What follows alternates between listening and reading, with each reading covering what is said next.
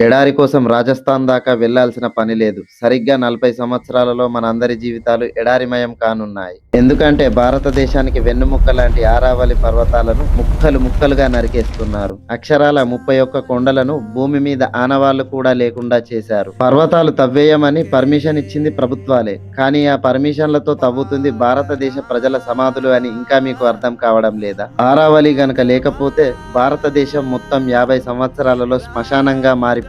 ఆ ప్రకృతి మాత పంచభూతాల రూపంలో మనందరిపైన ప్రతీకారం తీసుకుంటుంది. ఇక ఈ పర్వతాలు గనక లేకపోతే కేవలం 20 సంవత్సరాలలో నార్త్ ఇండియా భూములు సాగుకు పనికి రాకుండా పోయి గాలిలో ఇసుక శాతం పెరిగి జనాలకి శ్వాస తీసుకోవడం నరకంగా మారుతుంది. ఇక 30 సంవత్సరాల తర్వాత భారతదేశం అంతటా తీవ్రమైన నీటి కొరత ఏర్పడుతుంది.